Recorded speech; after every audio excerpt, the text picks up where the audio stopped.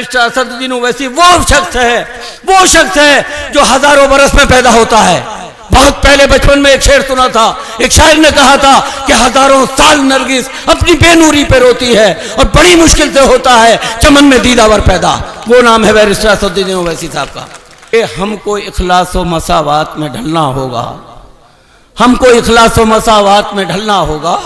वक्त नाजुक है, जरा सोच के चलना होगा।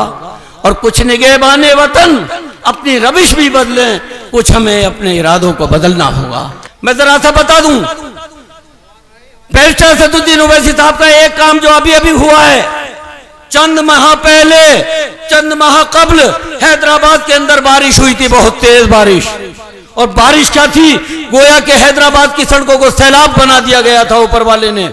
इतनी बारिश कि वहां पर 20-25 लोग कैजुअल्टी मतलब मौत का शिकार हो गए थे। किसी का छज्जा गिरा, किसी के टिन शेड गिरा, मतलब वो एक आपात स्थिति बन गई वहां पर। दोनों भाई बैरिस्टर असदुद्दीन ओवैसी साहब और उनके भाई हबीब मिल्लत अकबरुद्दीन ओवैसी साहब सारी रात नहीं सोए। उस जमाने की उनकी तस्वीर देखें, जब हैदराबाद की कुछ सड़कों पर कुछ इलाकों में कश्तियां चलाई जा रही थी तो मेरा लीडर तैर तैर कर गले गले पानी में, गर्दन गर्दन पानी में बच्चों को और सारे डूबने वालों को बचा रहा था। सारी रात नहीं सोया। उसके बाद हैदराबाद बहुत बड़ा शहर है दोस्तों, उस रात को बहुत सारी शादियां थी हैदराबाद के अंदर। मेरे लीडर ने 3-4 दिन बाद ऐलान आम कर दिया, क्योंकि लोगों का दहेज का सामान बह गया, लोगों को अपनी जान बचानी मुश्किल थी। वहां पर हैदराबाद के अंदर लोगों का खाना बह गया, किसी को खाना नहीं मिला। अपनी जान की परवाह, परेशानी में सारे लोग अपनी जान बचाने के लिए भाग रहे थे। तो मेरे लीडर ने ऐलान आम कर दिया कि सर्वे कराया जाए और जितनी बहनों की यानी जितनी बेटियों की आज शादियां थी उन सबकी शादी बैरिस्टर असदुद्दीन ओवैसी अपने खर्चे से करेगा। कि हर धड़कते पत्थर को लोग दिल समझते हैं, उम्रें बीत जाती हैं दिल में दिल बनाने में। शमीम तुर्क साहब, उत्तर प्रदेश मुख्य महासचिव को मैं दावत दूंगा कि मंच पर आएं और बिलारी की सरजमीन पर बिलारी की जनता से रूबरू हों। और एक बार जोरदार तालियों के साथ कीजिए उनकी कुर्बानी के लिए, जितना मजलिस के लिए कुर्बानी दी है शमीम साहब ने। आइए सुनिए। स्टेज पर तशरीफ फरमा ऑल इंडिया मजलिस इत्तेहादुल मुस्लिमीन के वेस्टर्न यूपी के सदर आली जनाब इज़्ज़त मआब डॉक्टर मेहताब चौहान साहब। हमारे साथियों में मैं नाम लेना शुरू करूंगा, सभी का लूँगा, कोशिश है मेरी। अनीस अहमद सैफ़ी साहब जो विधानसभा अध्यक्ष हैं, डॉक्टर सैफ नगर अध्यक्ष बिलारी, मोहित फरगानी साहब जो हमारे ज़िला सदर हैं, मोहम्मद अफरोज़ साहब जो तंजीमी सेक्रेटरी हैं, डॉक्टर मेहताब चौहान साहब का मैं नाम ले चुका, हाफिज़ मोहम्मद वारिस साहब वेस्टर्न यूपी के जो अभी आपसे मुखातिब थे तंजीमी सेक्रेटरी हैं, खालिद जमान साहब उर्फ गुड्डू भाई एडवोकेट मेरी स्टेट बॉडी में सेक्रेटरी हैं, मुशीर तरीन साहब संभल से तशरीफ़ लाए हैं, मेरी स्टेट बॉडी में सेक्रेटरी हैं, रईस मलिक साहब ये वेस्टर्न यूपी में सेक्रेटरी हैं, नईम अहमद मंसूरी साहब जॉइंट सेक्रेटरी वेस्टर्न यूपी, रियासत हुसैन साहब पाकबड़ा, रियासत हुसैन सैफ़ी साहब पाकबड़ा, अरशद सैफ़ी साहब पाकबड़ा, वारिस सिद्दीकी साहब अमरोहा, यूसुफ अली सैफ़ी साहब कुंदरकी, ज़ीशान अहमद आलम उर्फ गुड्डू भाई जो आज इस प्रोग्राम के संयोजक हैं और आज के इस प्रोग्राम के वो दूल्हा हैं और संभावित प्रत्याशी हैं, गोया के वो भी टिकट मांग रहे हैं। अब जिसको पार्टी टिकट देगी वो लड़ेगा। मोहम्मद मुनाफ साहब, मोहम्मद शुएब तुर्क साहब, साजिद सैफ़ी साहब, ज़की राइनी साहब मेरी स्टेट बॉडी के आप मेंबर हैं, रुकन हैं, एहतशाम मुंसरी साहब ये यूथ के स्टेट के जनरल सेक्रेटरी हैं, शहजाद खान साहब संभल से तशरीफ़ लाए हैं, आलमगीर साहब कुंदर की विधानसभा के अध्यक्ष हैं, हाजी सलीम साहब एक्स ज़िला अध्यक्ष मुरादाबाद हैं, क्षितिज द्विवेदी साहब नौजवान लीडर हैं हमारी पार्टी के और ये कानपुर से तशरीफ़ लाए हैं, इन्होंने तकरीर भी की है। और दोस्तों रब्बानी साहब, मोहम्मद आसिफ पाशा साहब, मोहम्मद आमिल एडवोकेट साहब, और अगर किसी का मैं नाम लेने से रह गया हूँ, भूल गया हूँ तो माजरत ख्वाह हूँ। और हाज़रीन महफिल, अस्सलाम वालेकुम। सबसे पहले थोड़ा माहौल बनाने की कोशिश करेंगे दोस्तों। अपने लीडर के लिए एक शेर पढ़ूंगा और आप खुश होंगे, मेरा साथ देंगे, और मुझे उम्मीद है कि अपने लीडर की खुशी में क्लिपिंग भी होगी। मैंने एक शेर मुंतखब किया है आज बैरिस्टर असदुद्दीन ओवैसी साहब की शान में कि ओस की बूंद, खालिद भाई, ओस की बूंद, सबा, फूल की पत्ती, खुशबू, चार बातें। ओस की बूंद, सबा, फूल की पत्ती, खुशबू, मेरा लीडर है सुबह के उजालों जैसा। अब जरा मौजू पर आते हैं, अपनी बात शुरू करते हैं। 10 मिनट आपसे लूंगा, बाकी अध्यक्ष जी की तकरीर होगी कि तारीख के सफ़ात पे लिख देगा मौर्रिख, तारीख के सफ़ात पे लिख देगा मौर्रिख, इस दौर के गमख्वार हमें याद रहेंगे। और घर फूंक के कहते हैं कि घर किसने जलाया, ये सारे अदाकार हमें याद रहेंगे। 75 साला वतन अजीज की तारीख हमारे सामने है। कुछ लोगों को बहुत कुछ मिला और कुछ लोगों को कुछ भी नहीं मिला। मेरा इशारा आप समझ रहे होंगे। इस मुल्क में रहने वाले अक़लियती तबके के लोगों के साथ जो 75 साल में और हुक्मरान जमात कांग्रेस के दौर में सबसे ज्यादा बेईमानी और नाइंसाफी हुई, वो आपके सामने है। फिर दूसरी जमातें आई, उनके जमाने में भी मुतावातिर नाइंसाफी और बेईमानी होती रही। आपके पास कोई रहबर नहीं है, कोई लीडर नहीं है। एक लीडर निकला, एक लीडर निकला जिसकी बहुत देरीना ख्वाहिश हम लोगों की थी कि कोई आए हमारी रहबरी के लिए, कोई आए हमारी क़यादत के लिए, कोई तो आए जो हमारे दर्द की दवा बनकर उभरे। तो हैदराबाद की सरजमीन से एक सितारा रूनुमा होता है जिसका नाम था बैरिस्टर असदुद्दीन ओवैसी साहब। वो आए और उन्होंने जो काम शुरू किया, दोस्तों क्या काम करते हैं बैरिस्टर असदुद्दीन ओवैसी साहब, उनके कुछ काम मैं आपके सामने गिनाना चाहूंगा। वो अगर कहीं, ओवैसी साहब का जज्बा जरा बताऊंगा, कहीं मुजीब के साथ नाइंसाफी होती है, यानी मुजीब जो JNU का स्टूडेंट था, कई बरस से लापता है, गुमशुदा है, उसकी माँ ठोकरें खाती फिरती है, उसकी माँ बोर्ड क्लब पर धरने पे बैठती है, तो असदुद्दीन ओवैसी मुजीब की वालदा के साथ धरने पे बैठ जाते हैं। दोस्तों कहीं कासिम के साथ मॉब लिंचिंग होती है तो असदुद्दीन ओवैसी कासिम के साथ दिखते हैं। कहीं अखलाक को मारा जाता है तो अखलाक के घर पहुंच जाते हैं। असदुद्दीन, कहीं पहलू खान के साथ नाइंसाफी होती है तो उसकी आवाज उठाते हैं। गोया के असदुद्दीन ओवैसी हर गरीब की आवाज है, हर मजलूम की आवाज है, हर दबे कुचले तबके की आवाज है, हर हिंदू की आवाज है, हर मुसलमान की आवाज है, हर सिख की आवाज है, हर ईसाई की आवाज है। आज ऑल इंडिया मजलिस इत्तेहादुल मुस्लिमीन को सिर्फ मुसलमानों की जमात कह के गुमराह किया जाता है। दोस्तों मैं आपको बता देना चाहता हूं, अभी इलेक्शन हुआ विधानसभा का, हमने 9 टिकट हिंदू भाइयों को दिए यूपी के अंदर। और आपको बता दूं, हैदराबाद की सरजमीन पर हमारे 46 पार्षद हैं नगर निगम में हैदराबाद के अंदर, उसमें से 7 हिंदू भाई हमारे टिकट पर चुनाव जीते हैं, पार्षद है हमारी पार्टी से। बैरिस्टर असदुद्दीन ओवैसी साहब किसी एक तबके की नुमाइंदगी नहीं करते। बैरिस्टर असदुद्दीन ओवैसी साहब किसी एक फिरके की नुमाइंदगी नहीं करते, किसी एक मजहब की नुमाइंदगी नहीं करते, बल्कि बैरिस्टर असदुद्दीन ओवैसी वो शख्स है जो हजारों बरस में पैदा होता है। बहुत पहले बचपन में एक शेर सुना था, एक शायर ने कहा था कि हजारों साल नरगिस अपनी बेनूरी पे रोती है और बड़ी मुश्किल से होता है चमन में दीदावर पैदा। वो नाम है बैरिस्टर असदुद्दीन ओवैसी साहब का। अब जरा मजलिस के कारनामे मुख्तसरन बताता हुआ चलता हूं। बैरिस्टर असदुद्दीन ओवैसी साहब हैदराबाद के अंदर 2 बड़े हॉस्पिटल भी चलाते हैं, उसके बारे में डॉक्टर मेहताब चौहान साहब डिटेल से बताएंगे। मैं जरा सा बता दूं, बैरिस्टर असदुद्दीन ओवैसी साहब का एक काम जो अभी अभी हुआ है, चंद माह पहले, चंद माह कबल हैदराबाद के अंदर बारिश हुई थी, बहुत तेज बारिश। और बारिश क्या थी, गोया के हैदराबाद की सड़कों को सैलाब बना दिया गया था ऊपर वाले ने। इतनी बारिश कि वहां पर 20-25 लोग कैजुअल्टी, मतलब मौत का शिकार हो गए थे। किसी का छज्जा गिरा, किसी के टिन शेड गिरा, मतलब वो एक आपात स्थिति बन गई वहां पर। दोनों भाई बैरिस्टर असदुद्दीन ओवैसी साहब और उनके भाई हबीब मिल्लत अकबरुद्दीन ओवैसी साहब सारी रात नहीं सोए।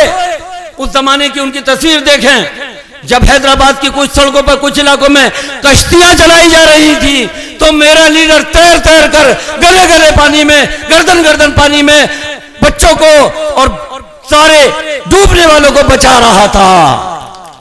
सारी रात नहीं सोया।